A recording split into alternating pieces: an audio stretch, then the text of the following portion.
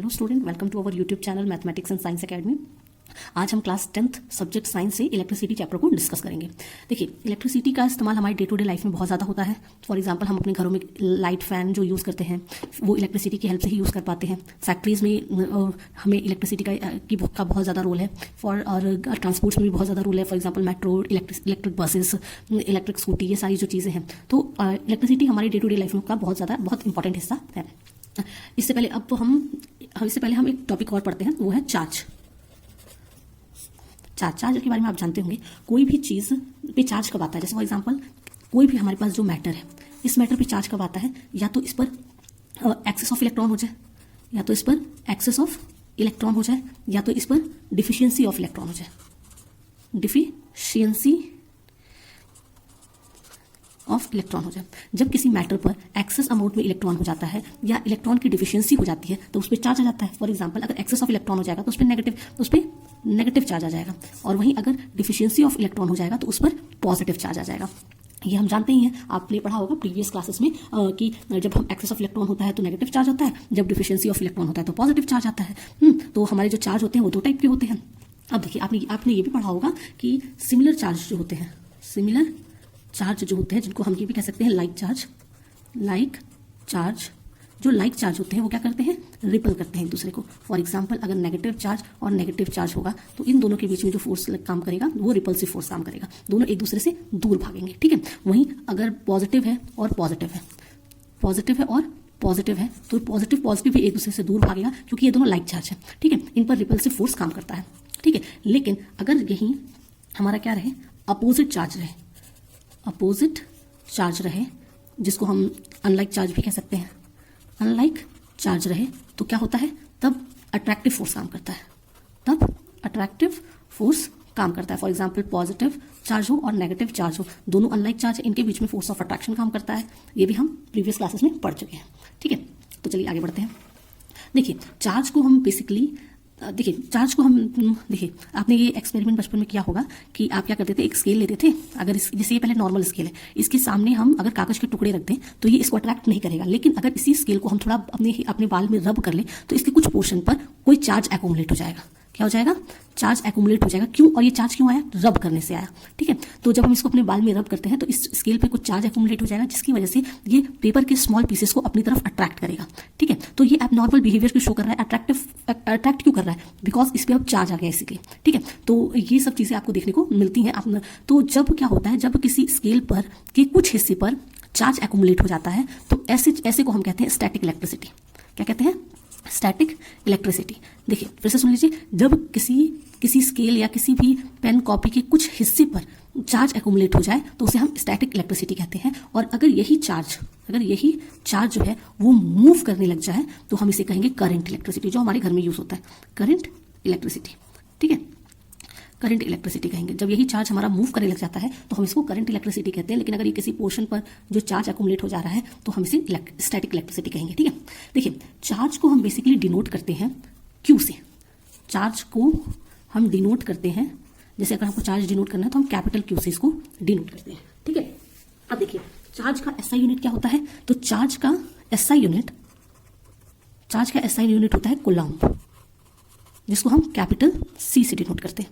ठीक है, और आप तो ये जानते ही होंगे कि 1 इलेक्ट्रॉन पर कितना चार्ज होता है, माइनस में 1.6 × 10⁻19 कूलम्ब का चार्ज होता है। और जबकि 1 प्रोटॉन पर सिमिलर अमाउंट में बस पॉजिटिव हो जाता है, 1.6 × 10⁻−19 कूलम्ब का चार्ज होता है। तो देखिए, ये देख करके आपको साफ पता चल जा रहा है कि जो 1 कूलम्ब होता है वो इलेक्ट्रॉन के चार्ज से बहुत ज़्यादा है, क्योंकि देखिए यहाँ पे 10⁻−19 कूलम्ब है, तो 1 कूलम्ब जो है वो इलेक्ट्रॉन और प्रोटॉन के पास जो चार्ज है उससे बहुत ज़्यादा अमाउंट में लार्ज है। ठीक है, तो एनसीईआरटी का इस क्वेश्चन भी है एक इस पर, जो भी हम डिस्कस करेंगे। तो पहले आप जान जाइए कि 1 इलेक्ट्रॉन पर कितना चार्ज होता है, -1.6 × 10⁻−19 कूलम्ब, और प्रोटॉन पर +1.6 × 10⁻−19 कूलम्ब का चार्ज होता है। और चार्ज को हम डिनोट करते हैं कैपिटल क्यू से, और उसका एसआई यूनिट होता है कूलम्ब। ओके, जैसे हमने यहाँ पे कूलम्ब से डिनोट किया, इसका एसआई यूनिट हमारा कूलम्ब है। तो चलिए हम क्वेश्चन को सॉल्व करते हैं। देखिए, तो इसमें हमें कैलकुलेट करना है कि number of electrons constituting 1 coulomb of charge, मतलब हमें बताना है कि 1 कूलम्ब में कितने नंबर ऑफ इलेक्ट्रॉन्स हैं। ओके, ये हमें बताना है। तो चलिए, हमको ये तो पता है ना कि 1 इलेक्ट्रॉन पर कितना चार्ज होता है, तो 1.6 इंटू 10⁻⁻19 कूलम का चार्ज होता है। ये हमें पता है कि एक इलेक्ट्रॉन पर 1.6 इंटू 10⁻⁻19 कूलम का चार्ज होता है। अच्छा, इसको हम रिवर्स में भी लिख सकते हैं कि 1.6 इंटू 10⁻⁻19 कूलम का चार्ज एक इलेक्ट्रॉन पर होता है, ये लिख सकते हैं। अच्छा, हम यूनिटरी मेथड लगा सकते हैं। जब इतने कूलम चार्ज में एक इलेक्ट्रॉन होता है तो एक कूलम चार्ज में कितने इलेक्ट्रॉन होंगे, तो 1/1.6 इंटू 10⁻⁻19 इलेक्ट्रॉन्स होंगे। ठीक है। अच्छा, ये ऊपर चल जाएगा तो ये हो जाएगा 10⁻, पॉजिटिव में 19 हो जाएगा, अपॉन 1.66 इतने इलेक्ट्रॉन्स हो जाएंगे। ओके, अब हम लिख सकते हैं 10 इंटू 10⁻18, हम 10⁻19 को लिख सकते हैं 10 इंटू 10⁻18 अपॉन 1.6 इतने इलेक्ट्रॉन्स। जब हम इसको इससे डिवाइड करेंगे तो हमको मिल जाएगा 6.25 इंटू 10⁻18 इलेक्ट्रॉन्स। यानी हमें पता चल गया कि एक कूलम चार्ज में 6.25 इंटू 10⁻18 इलेक्ट्रॉन्स होते हैं। ठीक है, तो इस तरह से हम पता कर सकते हैं कि एक कूलम चार्ज में कितने इलेक्ट्रॉन्स होते हैं। ठीक है, चलिए अब हम अपने नेक्स्ट टॉपिक की तरफ आते हैं जो है इलेक्ट्रिक पोटेंशियल। अब हमको पढ़ना है इलेक्ट्रिक पोटेंशियल। इलेक्ट्रिक पोटेंशियल क्या होता है, तो देखिए जैसे हमारे पास कोई चार्ज है, कोई पॉजिटिव चार्ज पहले से है, तो जब ये पॉजिटिव चार्ज है तो इसका कुछ दूर तक इसका इलेक्ट्रिक फील्ड होगा। जिस फील्ड के अंदर अगर कोई अदर चार्ज आएगा तो उस पर ये फोर्स एक्सर्ट करेगा, तो उसको हम इलेक्ट्रिक फील्ड कहते हैं। अब हमारे पास कोई एक यूनिट पॉजिटिव चार्ज है, कोई यूनिट पॉजिटिव चार्ज का एक और मिल गया, और इसको हम इसके फील्ड के अंदर अगर हम लेकर के आएंगे तो एक बात बताइए, ये भी पॉजिटिव है, ये भी पॉजिटिव है, तो जैसे हम इसको इस फील्ड के अंदर लेके आएंगे तो इन दोनों के बीच में कैसा फोर्स होगा, रिपल्शन काम करेगा। तो जब रिपल्शन काम करेगा क्योंकि ये पॉजिटिव चार्ज है, क्योंकि ये यूनिट पॉजिटिव चार्ज है, ये कैसा है, यूनिट पॉजिटिव चार्ज है। ठीक है, तो ये यूनिट पॉजिटिव चार्ज जो है इसके कंपैरिजन में लेस पावरफुल है, तो जब हम इसको इसके फील्ड में लेके आएंगे तो ये इस पर एक रिपल्सिव फोर्स एक्सर्ट करेगा जो अपने फील्ड के बाहर निकालना चाहेगा। लेकिन हम इसके अगेंस्ट इस फोर्स के अगेंस्ट वर्क डन करके इस फील्ड के अंदर इस यूनिट पॉजिटिव चार्ज को लाएंगे, तो जो हमारे द्वारा ये जो वर्क डन किया जाएगा यही वर्क डन कहलाता है हमारा इलेक्ट्रिक पोटेंशियल। यही हमारा वर्क डन क्या कहलाता है, इलेक्ट्रिक पोटेंशियल।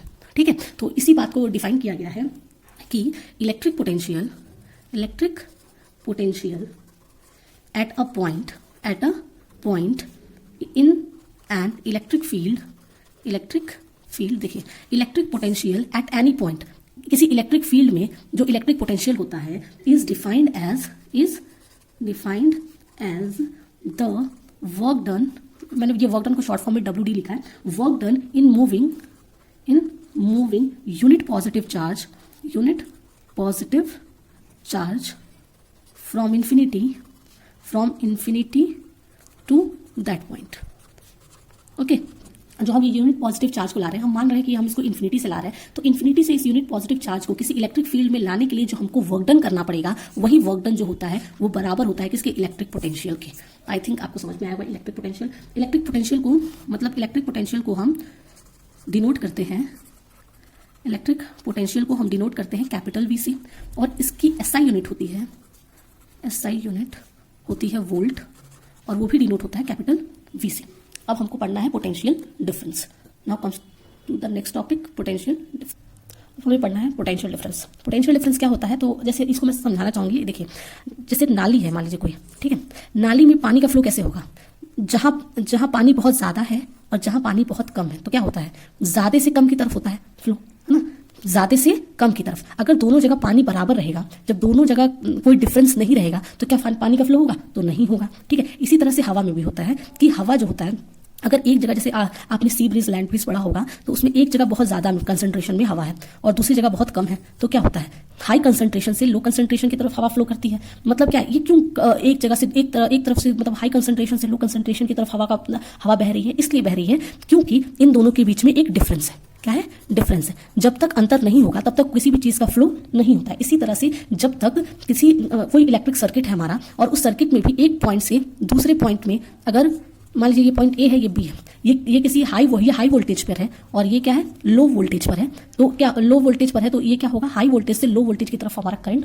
फ्लो होगा। जब तक इन दोनों के बीच में डिफरेंस नहीं होगा, पोटेंशियल डिफरेंस क्रिएट नहीं होगा, तब तक चार्ज का फ्लो नहीं होगा। इसी को हम कहते हैं पोटेंशियल डिफरेंस। देख लीजिए यहाँ पे इसका definition, the potential difference between 2 point in an electric circuit is defined as, potential difference जो होता है किसी भी दो पॉइंट के बीच में किसी भी इलेक्ट्रिक सर्किट में, उसको हम डिफाइन कर सकते हैं ऐसे, क्योंकि हम जानते हैं कि पोटेंशियल डिफरेंस जो है वो एक तरह का अमाउंट ऑफ वर्क डन है।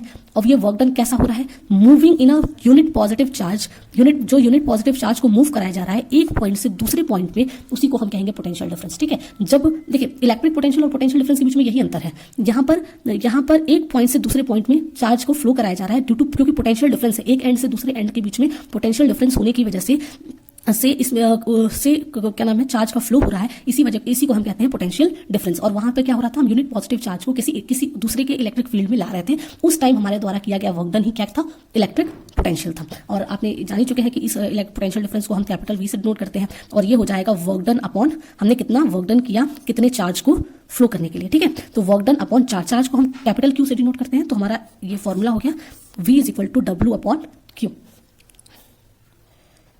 V is equal to W upon Q, जहां पर डब्ल्यू डी का मतलब है वर्क डन, क्यू का मतलब है चार्ज, कितने चार्ज को हमने फ्लो कराया, और ये जो है ये है पोटेंशियल डिफरेंस, ये है पोटेंशियल डिफरेंस। ठीक है, यहाँ तक आई होप यहाँ तक आपका टॉपिक क्लियर हो चुका होगा। चलिए हम नेक्स्ट टॉपिक की ओर बढ़ते हैं। देखिए कभी कभी 1 वोल्ट का डेफिनेशन पूछता है कि 1 वोल्ट डिफाइंड 1 वोल्ट, तो 1 वोल्ट को आपको अगर डिफाइन करना हो तो आप ऐसे कह सकते हैं कि 1 volt is the potential difference, PD का मतलब potential difference, 1 volt is the potential difference when 1 joule of work is to be done to move 1 unit of charge from one point to another point, from one point to another point।